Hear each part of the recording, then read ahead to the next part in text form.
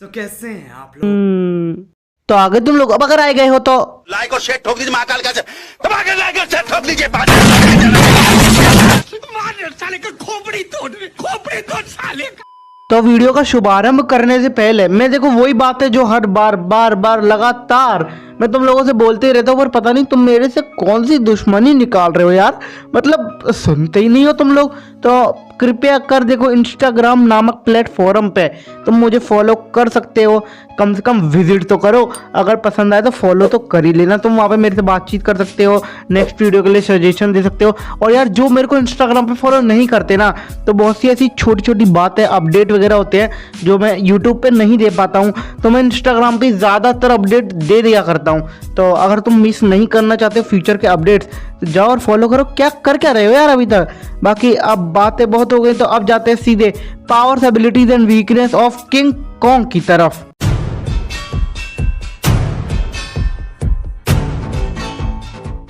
तो king Kong ये वो कैरेक्टर है ना जो लोगों के मन में अपनी अलग ही जगह बना चुका है। और सही में यार मेरे को भी काफी ज्यादा एपिक कैरेक्टर लगता है।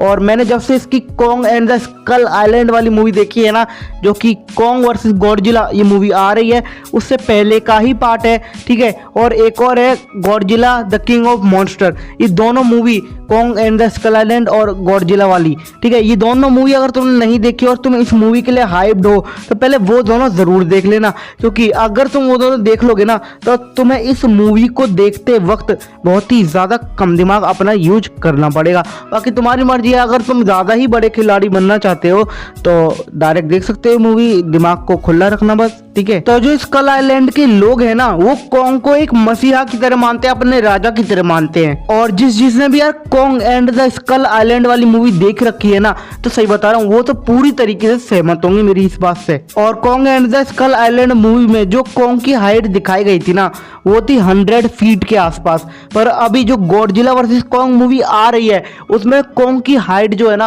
वो गॉडजिला के बराबर हो चुकी है। और हमारे गॉडजिला की जो हाइट है वो है 400 फीट के आसपास।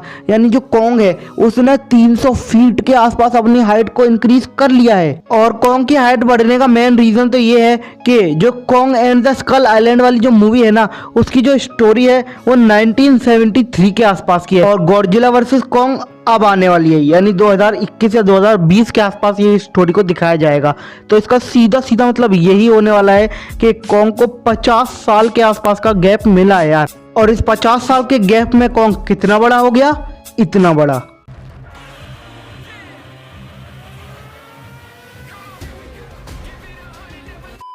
तो अब अगर हम बात कर ले कॉन्ग की बेसिक पावर्स एंड एबिलिटीज की, तो वो है enhance speed, enhance strength, enhance durability. और कॉन्ग की जो बॉडी है वो काफी ज्यादा फ्लेक्सिबल भी है। और कॉन्ग जो है वो बाकी टाइटन्स या बाकी जितने भी मॉन्स्टर हैं जैसे कि गॉडजिला हो गया या फिर वो Kong and the Skull Island में वो बड़ी सी छिपकली थी जिससे कॉन्ग ने फाइट की थी एंड में, तो देखो उन सभी से जो कॉन्ग की इंटेलिजेंस है ना वो बाकी सारे मॉन्स्टर से बहुत ही ज्यादा है यार। अब देखो मैं इसलिए ऐसा कह रहा हूँ क्योंकि Kong and the Skull Island में भी हमने देखा था कि कॉन्ग ने लड़ते वक्त जब छिपकली उस पे भारी पड़ रही थी, वो बड़ी सी छिपकली, सॉरी मुझे उसका नाम पता नहीं, मैं भूल गया, पर देखो कॉन्ग ने एक दरख्त को उखाड़ लिया था और उससे ही फिर वो उस छिपकली से लड़ रहा था। तो मेरे कहने का मतलब ये है कि जो कॉन्ग है वो लड़ते वक्त अपना दिमाग का भी बहुत ज़्यादा इस्तेमाल करता है बाकी मॉन्स्टर के मुकाबले। और वैसे तो ये बात सब जानते हैं पर फिर भी बता दो वरना लोग बोलेंगे तूने ये नहीं बताया वो नहीं बताया। तो देखो जो कॉन्ग है ना वो हैंड टू हैंड कॉम्बैट में भी बहुत ही ज़्यादा अच्छा है। पर जिसने बिल्कुल भी कॉन्ग की कोई मूवी नहीं देखी वो ट्रेलर को देख के अंदाजा लगा सकते हैं कि जो कॉन्ग है वो हैंड टू हैंड कॉम्बैट में कितना ज्यादा अच्छा है। और कॉन्ग की एक और बात जो कि उसको और ज्यादा मतलब प्रॉफिट में रखती है वो है कि कॉन्ग झुकता नहीं है आसानी से किसी के आगे। तो ये तो बात हो गई कॉन्ग की। तो अब जाते हैं अगले कैरेक्टर के ऊपर यानी वेबिक के ऊपर। देखो जिन्होंने भी बेन 10 सीरीज देखी है उन सभी को ये बात तो पता होगी कि जो वेबिक है ना वो सबसे ज्यादा बड़ा एलियन है बेन का। और वेबिक टॉप लार्जेस्ट एलियंस की लिस्ट में सेकंड नंबर पर आता है और ये बहुत ही बड़ी बात है। और देखो मुझे, तुम्हें, हम सभी को और जिन्होंने भी बेन 10 की सीरीज देखी है ना उन सभी को ये बात तो पता ही होगी कि जो वेबिक है वो बड़ा तो है ही, मतलब बहुत बड़ा है। और यार वो हैंड टू हैंड कॉम्बैट में भी बहुत ज्यादा अच्छा है। और जो ये वेबिक नामक प्राणी है ना ये अपने हाथों का प्रयोग कर कॉस्मिक रेज नामक बहुत ही खतरनाक बीम भी छोड़ सकता है। और तो और वेबिक के पास enhance strength, enhance speed, enhance durability भी है। समझ रहे हो ना?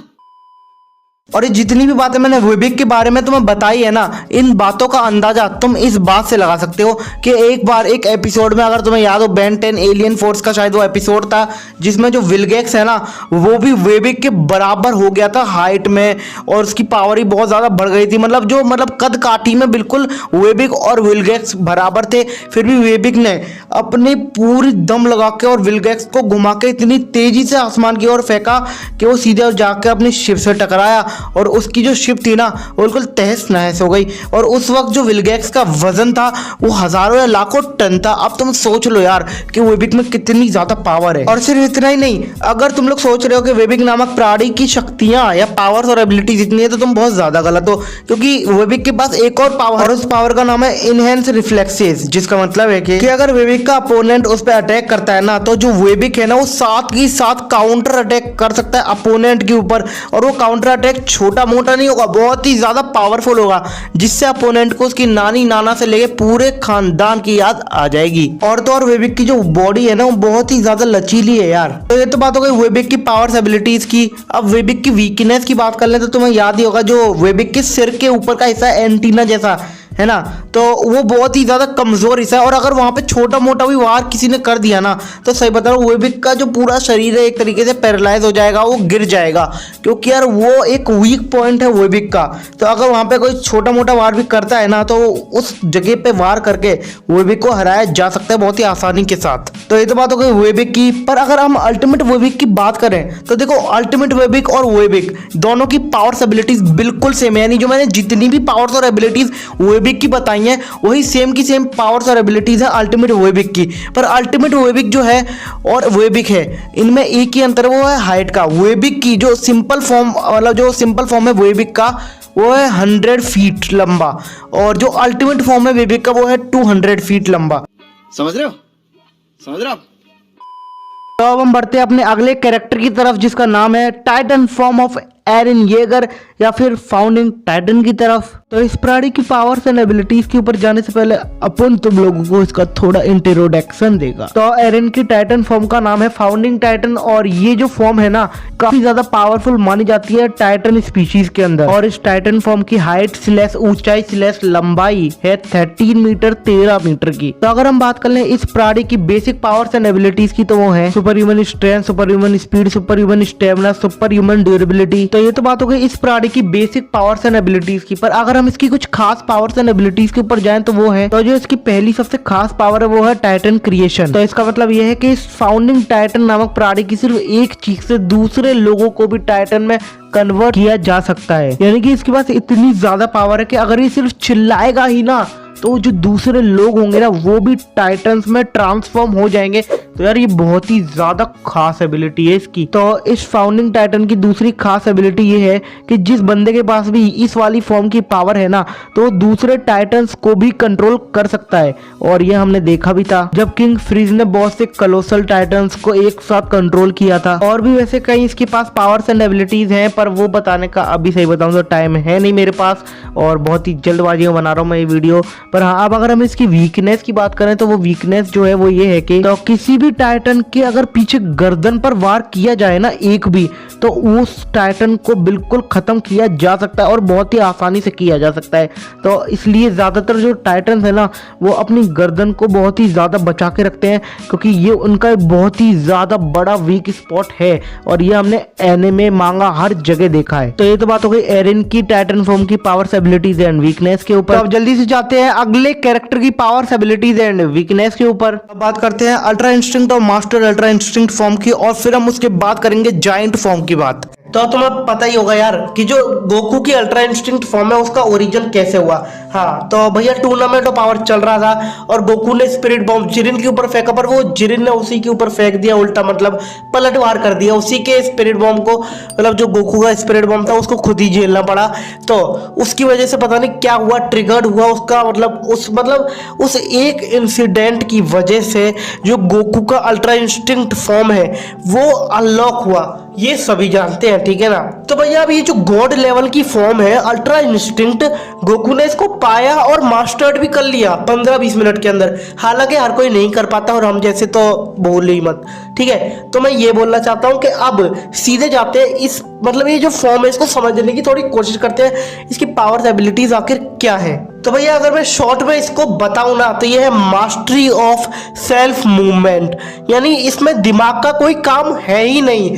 अगर तुम दिमाग मतलब लड़ते वक्त अगर तुम सोचते हो ना तो ये फॉर्म कोई बंदा ऐसा बंदा जो मतलब लड़ते वक्त सोचता हो, साफ बात है वो नहीं अचीव कर सकता। और इस फॉर्म में जाने के बाद बॉडी ही काम करती है, यानी बॉडी खुद पे खुद दुश्मन के अटैक का जवाब देगी, उसके अंदाजा लगा लेगी बॉडी। मतलब दिमाग को तो कुछ करना ही नहीं होता। एक तरीके से ये मान लो कि बंदा अगर इस फॉर्म में चला गया तो दिमाग छुट्टी पे गया हुआ है उसका, ठीक है। तो भैया अब थोड़ा मतलब बात करते हैं कि अभी के हालात और जो पहले के हालात थे 2 साल पहले के, उसके बारे में। अब देखो टूर्नामेंट ऑफ पावर में जो हमें अल्ट्रा इंस्टिंक्ट दिखाया गया था ना उसमें थोड़ा मतलब ये था कि जितनी भी बार टूर्नामेंट ऑफ पावर में गोकू ने अल्ट्रा इंस्टिंक्ट को अचीव किया वो 0% स्टेमिना पे किया था, ठीक है। अब इसको गौर से समझना है क्या चीज है।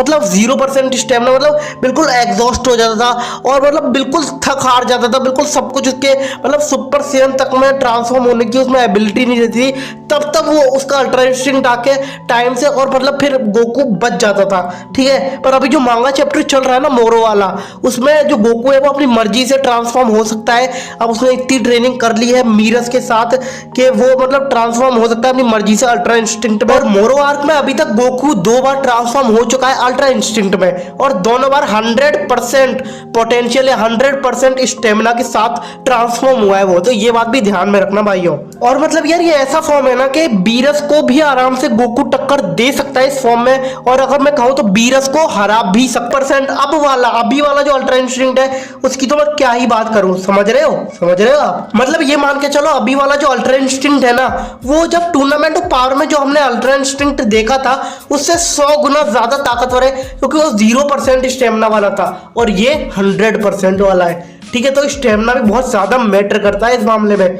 और यार देखो अभी जो मांगा चैप्टर चल रहा है मोरो वाला उसमें बीरस ने एक बात कही, तो वो बात क्या थी वो देखो। अब तो यहाँ बीरस ये कह रहा है कि जो गोकू के लड़ने का स्टाइल है ना अभी इस टाइम वो गॉड की तरह लड़ रहा है। मतलब यानी जो गॉड्स एंजल्स वगैरह होते हैं या फिर गॉड ऑफ डिस्ट्रक्शन वगैरह जैसे लड़ते हैं ना, अब गोकू के लड़ने का स्टाइल, फाइट करने का स्टाइल वैसा हो गया है। तो मानो या ना मानो पर गोकू का अल्ट्रा इंस्टिंक्ट जब से वो मतलब उसको मास्टर करने लग गया है ना, गोकू ध्यान देने लग गया अल्ट्रा इंस्टिंक्ट पे, अब वो मानो या ना मानो गॉड बनते जा रहा है, गॉड की तरह होते जा रहा है मतलब। तो भैया इस मोरो वाली आर्क की एक और बात मैं तुम्हें बता ही देता हूं। तो देखो ये जो मोरो का परफेक्ट फॉर्म है ना जो अभी चल रहा है करंट में, ठीक है, वो उसके सामने मोरो की इस फॉर्म के सामने जो बिल्कुल लेटेस्ट फॉर्म चल रही है अभी मोरो की, उसके सामने गोकू का अल्ट्रा इंस्टिंक्ट विद 100% स्टेमिना नहीं टिक पा रहा था।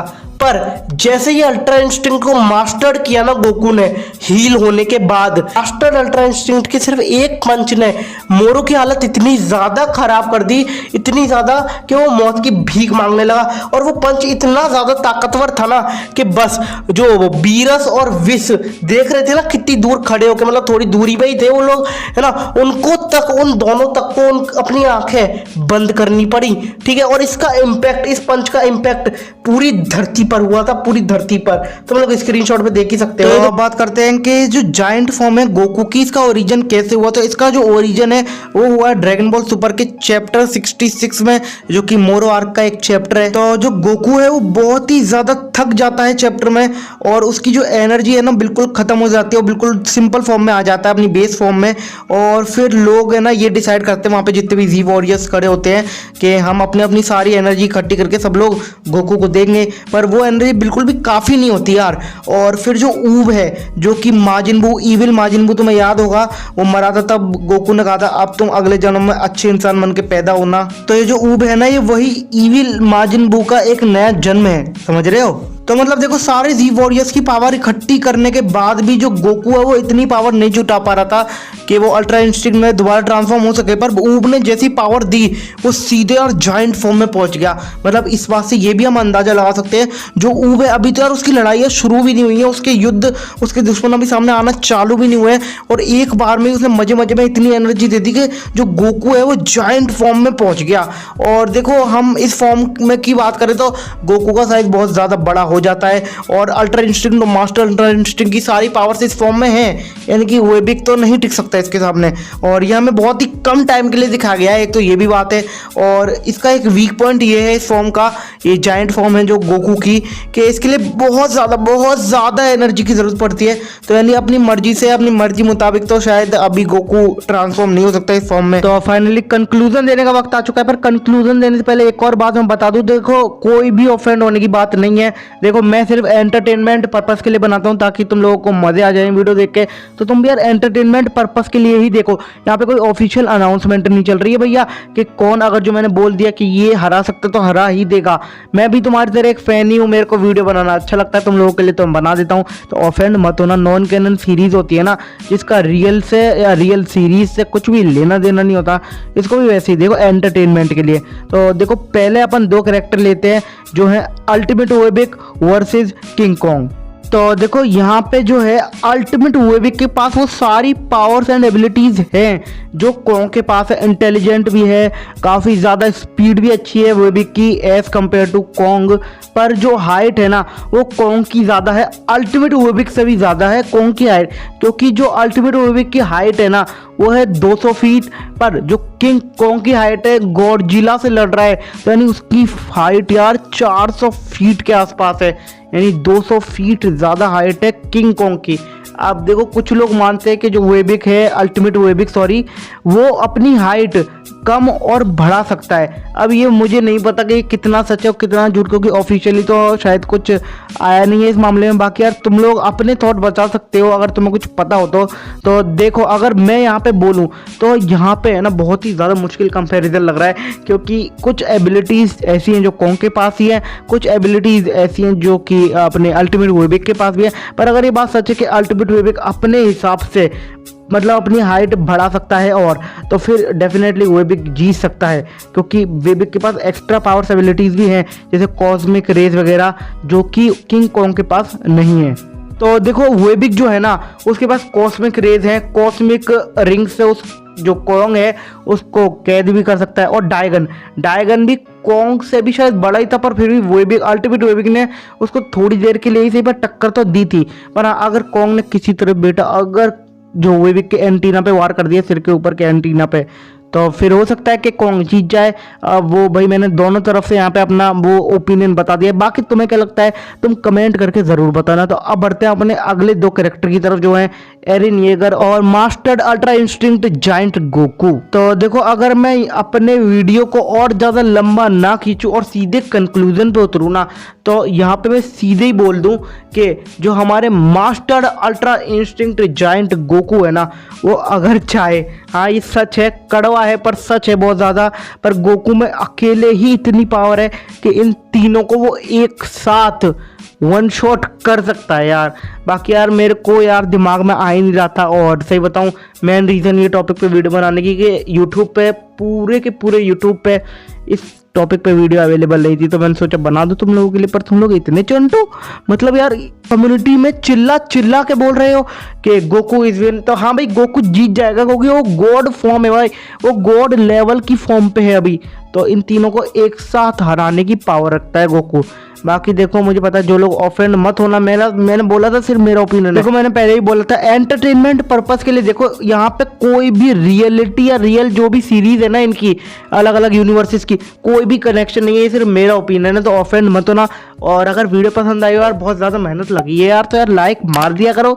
तुम्हारा क्या चले जाएगा, तुम्हारे एक लाइक से अगले वीडियो बनाने के लिए, अगले टॉपिक पे वीडियो बनाने के लिए बहुत बहुत बहुत ज़्यादा मोटिवेशन मिलती है यार मेरे को। तो लाइक मारो वीडियो को जल्दी से, और अगर नहीं हो तो क्या करो प्लीज़ यार सब्सक्राइब कर लो यार। हाथ जोड़ रहा हूँ, मुझे पता है दिख नहीं रहा पर सही में हाथ जोड़ के बोल रहा हूँ आपसे, सब्सक्राइब करके बेल आइकन को प्रेस कर लो। अब मैं भी जा रहा हूँ क्योंकि हो गया आज का, तो बाय।